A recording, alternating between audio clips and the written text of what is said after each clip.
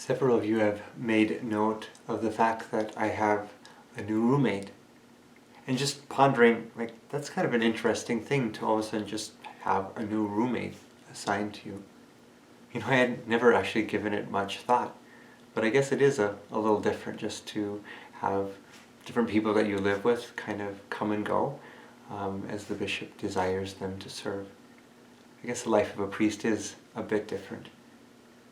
But this whole sense of obedience and moving like that actually is kind of freeing. It's like you don't have to worry about it too much, and we have the gift of each person who comes our way.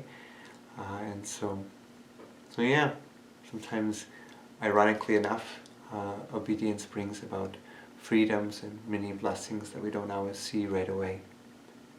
Father Keller is now getting moved in. I noticed that he had a lot of books.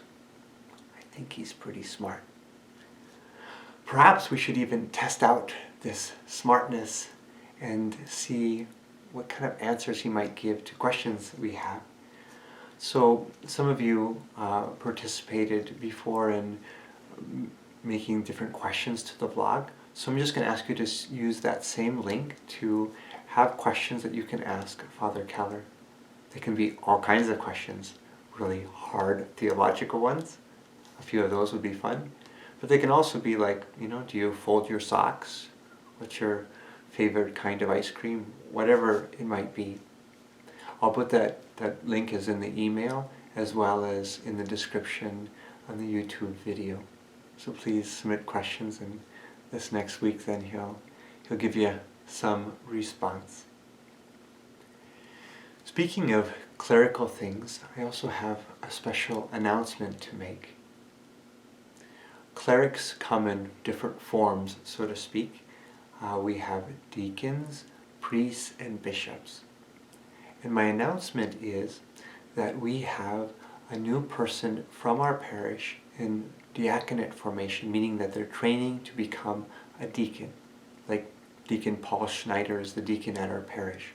So it's really exciting news. This man starts this formation process this coming fall. And then it'll be a process that will last for actually 5 years of preparation. I'm not going to tell you who it is yet, but I'll make that announcement next week. Because I want you to guess. I want you to think about, who might that be? You might even submit those if you want in that same question form. It's all anonymous, so I won't know who you are, but it might be just interesting to see who you're thinking. So I'll make that announcement next week. Now, with this whole transition stuff of clerics, it also means that I had to say goodbye to Father Petros. It's one of the hard things about this so-called switcheroo stuff that takes place. So we'll miss him. I did reach out to him though, and he is getting settled in fine. So he's going to do well, I think.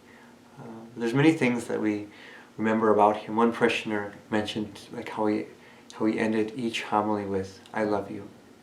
So that was a beautiful, beautiful way to kind of show the great love that's in his heart.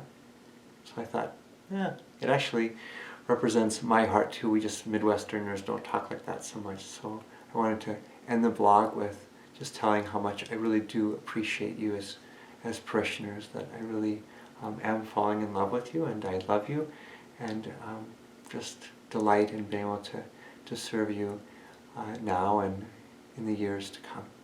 Many blessings.